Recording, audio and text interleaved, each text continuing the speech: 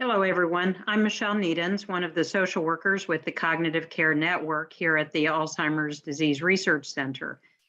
Today, we're going to talk about grief and working through a loss experience.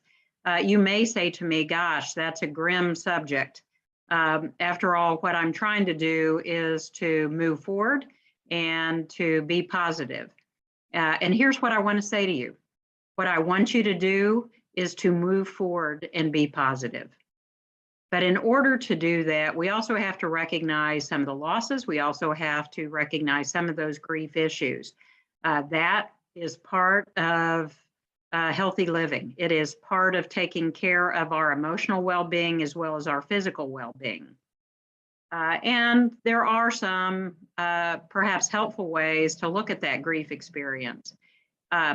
It can be a very individual one, how we define losses and changes and what we struggle with, completely based on who we are and our own set of variables in our lives and relationships, etc. So lots of individual stuff, and we'll talk about that a bit. But there's also some universal elements. And I say here, the slide talks about universal elements of grief and Alzheimer's disease, but we're really talking about universal elements of grief for anyone who has these cognitive changes, whether it be mild cognitive impairment or early Alzheimer's or early other dementias. First and foremost, it's a deviation from the assumed expected course of life, and that's perhaps even accented more acutely for those of you who might be younger onset. But for really almost everybody, even if we have a strong family history and it occurred to you through your time frame, gosh, I probably am going to get it. We never really quite think now. And so there's always this sense, or most always this sense of deviation from this isn't exactly how I thought it would go. And sometimes that gap can be quite large. It requires a consciousness about relationships and the nature of day-to-day life. I'm often asked about, I feel more tired at the end of the day. And I always tell people, you would have heard me say earlier in some of these mindful minutes, for those of you with these early changes, it does take some extra emotional and mental energy to stay on top of things. Am I getting it right? Am I remembering everything accurately? Am I keeping track of everything I need to? Am I presenting the same? All of those kinds of things that our brains are doing some extra work, and we're more conscious of it. And there's some grief attached to that things, things can't be quite as on autopilot, perhaps, as they were before. Can provoke changes in previously defined tasks. Some of you have given up some responsibilities that you were the lead on before and someone else is doing. Sometimes you're taking on tasks that you did not do before and having to learn some of those new roles. So there's kind of a apple upset cart a bit in terms of role division at times, sometimes far more subtle. And then disallows the illusion of independence. And again, you've heard me say before, and I can only say and underline 14 times, we are never truly independent. If ever we figured that out, we figured it out in COVID. It is very tough to be alone and isolated, and it has an impact on us. We need other people. We are dependent on other people in lots of ways throughout our lives. So when we have something that makes us more aware, perhaps we need some support in these areas, it disallows that illusion, that myth that we're independent creatures.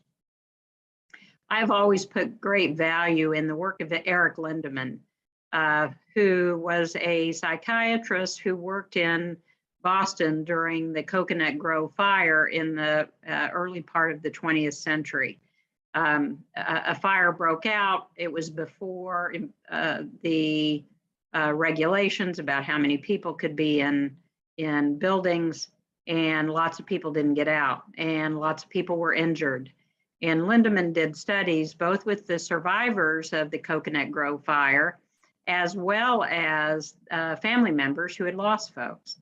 And what he came to realize was that some people were able to integrate loss in their life and move on, that they could accommodate the changes that were provoked, whether it was disability from the fire or the loss of a loved one, and continue to move on in life, not deny it. One can argue you'd never fully get over, but you assimilate it in your life and continue to move forward. And that there were others that really could not, and that they found themselves in a situation where he defined them as being stuck, that they really could not move beyond the challenges that they faced, provoked by the fire. And Lindemann wanted to know why. Why are some individuals able to assimilate it in their life, integrate it in their life, and continue to move forward? And why is it that some people can't? What are the variables that make a difference? His research led to defining these 5 tasks of grief work, and we're going to go through each one individually. First one was to accept what has been lost.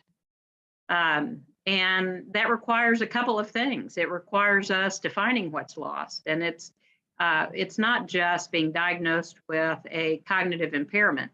The loss is not having early Alzheimer's. The loss is the little pieces that you are experiencing that you define as a loss, that perhaps that I need someone else to help with numbers. Perhaps that I've had to retire early, perhaps that articulation doesn't come as easily as it did before, even if nobody else is noticing.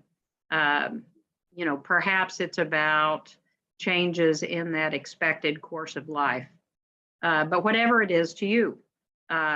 So it's really defining. It's not about the big diagnosis. It's about what are the components that provoke some grief for you. That's number one.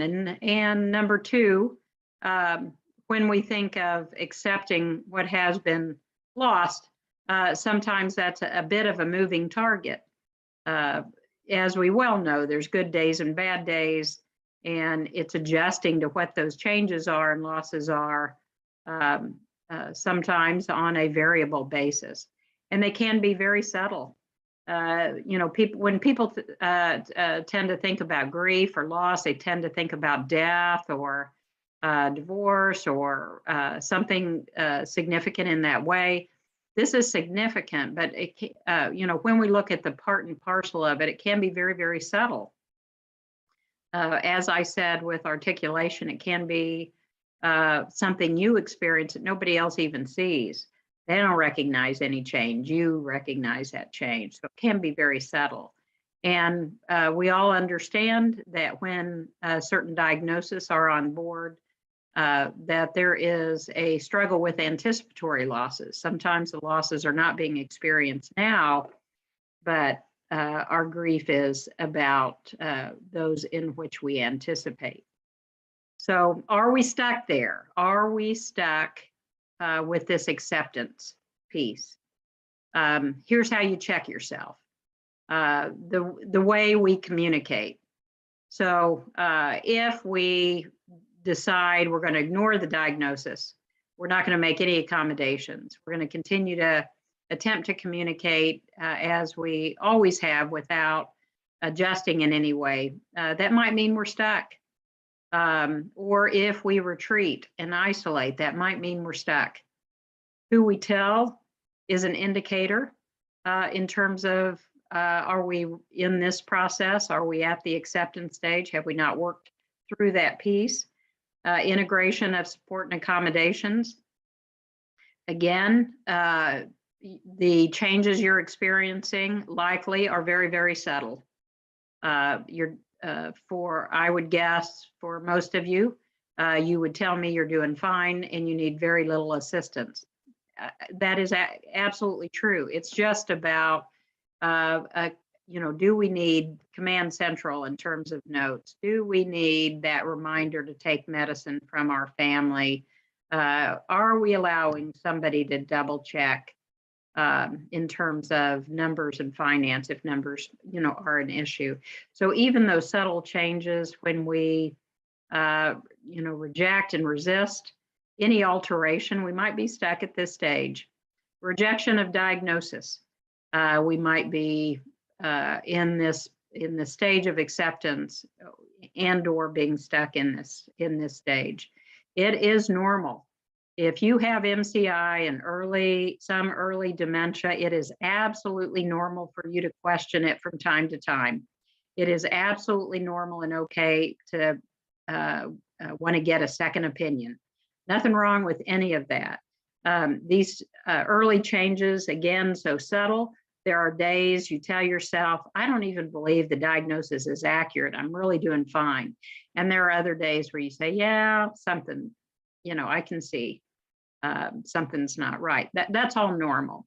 But when people resist and say, absolutely not, without an attempt to get a second opinion or to ensure validated, and if that second opinion comes back and we're still saying, no, they're all wrong, maybe we might be stuck there.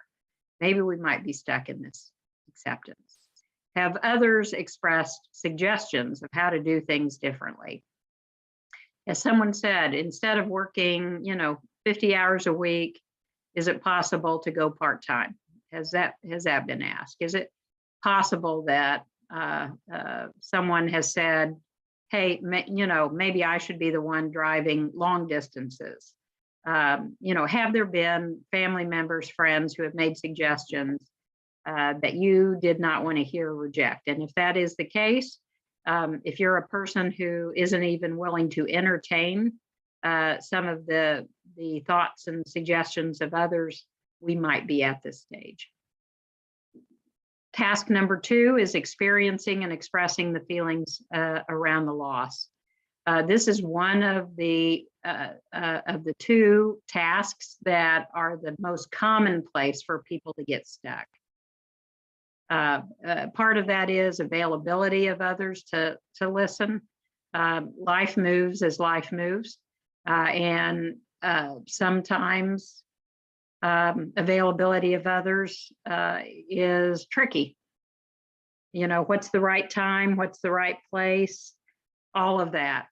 Clinical depression can reduce our willingness to talk and express our feelings. We need to know clearly that when we block bad feelings, when we try to move in that, I'm only going to allow myself to think positive. I'm never going to think about any of my feelings that I consider problematic. When we block those bad feelings, we actually also block the good feelings. And we end up more in a numb position, more in an apathetic position, which is not healthy and certainly not positive. And it can occur with natural or created support systems. Some of you would tell me, gosh, perhaps I don't have a spouse and children that I can go to, or perhaps I have troubling or distressing relationships with adult children. Perhaps my friends are still working and not available, or perhaps I've been a relatively private person and my support system is small. Perhaps I'm at an age where my close friends are either have moved out of town with children or deceased themselves, or just those available close support systems not available. So guess what? It can be created. It can be through support groups. It can be through counselors. It can be through new friendships. So it doesn't have to be through our natural supports, but it is important to experiencing and to experience and express those feelings. Doesn't mean that there's magic answers. It just means we need to get it out and discuss it, process it, and then we're more able to move on. And when you're honest about feelings, guess what? Other people feel permission to do the same. I always absolutely believe that when we're genuine, other people can be genuine too. So how do we check ourselves? Are we right now in this task? Are we stuck in this experiencing and expressing? And to figure that out, I ask you a few questions. Do you have friends or family that you're completely honest with? Do you take time to attend support groups? How often do you hide the feelings you're struggling with? How often do you feel no one understands that your feelings, no one understands you, or that your feelings are unique, maybe even wrong? And if you answer no to a number of these questions, if you say yes, you are hiding your feelings, if you say often you feel like no one understands, that you might be stuck at this stage. This might be a task that you need to work on to move forward. The third task, Lindemann found to be necessary in integrating losses in life and moving forward, was to make decisions based on whatever those losses are. Sometimes that requires the aid of others, that it's a team sport. Let's figure out what to do. Let's figure out, do we need to downsize to simplify life? Let's figure out, how we want to comport our finances to make sure that it doesn't end up on our worry list. Those kinds of things. It is the concept of relinquishing and placing. Maybe it's a decision around driving or accommodations around driving. The earlier some of these decisions are made, the more it is helpful to families. I think very central for you to say, okay, here's how I see this going. Maybe you never hit those junctures where some change needs to be made. Maybe perhaps you have mild cognitive impairment that never progresses. Perhaps some of the worst case scenarios in your mind that you want to make decisions about and make a plan for are never going to be a part of your life, but making a plan can certainly relieve your families. When and how to get rid of guns, for example. And like I said, what you want to do, when to get help in the home, permission to consider long-term care at some point, all of those things, as long as they're open decisions, they're open conversations, and you have some guidance into those decisions, it can not only help you, but it can help your families just to check off that they can do what they need to do at some point if that ever comes to fruition. And then can be forced prior to sorting through feelings. Sometimes decisions need to be made before we're really in a position to have worked through all the feelings around them. So how do we check ourselves there? Are we stuck there? Is this the task that we need to work on? Are we attending to a driving issue? Now, we've had mindful minutes on driving. I'm certainly not saying just because you have a cognitive disease diagnosis, that doesn't necessarily mean that you cannot drive. It simply means, are you attending to the driving issue? Some of you might be told by your doctors to get a driving evaluation. Have you done it? Some of you may have been told you're perfectly fine to drive, but you need to drive within these limits. Are you abiding them? Same with financial management. Have you made a plan? Is your spouse or trusted friend or adult child included in your financial picture so that they're familiar and aware, and just in case you need help or support at some point. And as you process these options and decisions, do you feel like you're going in a circle, that you think about it, but you never really quite come to a conclusion? There again, the response to these questions can help you understand, is that a task I need to work on? Is that a task where I'm stuck? The fourth one is the second task that is the most likely where people get stuck. I call it the why task. Why me? Why did this happen? Why now? How does this make sense? I don't deserve this. All of those kind of nebulous, larger feelings that challenge perhaps our philosophy, that indicate some struggle with making sense of things. There can be some complications in that. Obviously, if you have clinical depression, if you have significant depression, you're more likely to struggle with this task, and it's more likely to be circular and related to the depression. There is what I call a magnetized pull. We have this human tendency to compare ourselves to how we were before. We used to be, I could remember everything. I knew everybody's name and everybody's birthday, and now I can't. Or I used to be a whiz on the computer, and now I have to think a little bit before I do certain tasks on the computer. Or I used to be able to stand up and give a spontaneous speech or comments at a party, and now I have to think about them a bit. That there's this this micro view of who we were before, and that can challenge our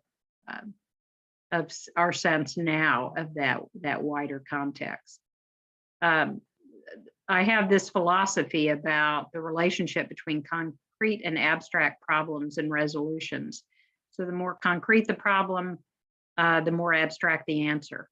And the diagnosis of early Alzheimer's or MCI or early Lewy body or whatever is a pretty concrete challenge. And so there's a portion of the resolution of that is philosophical.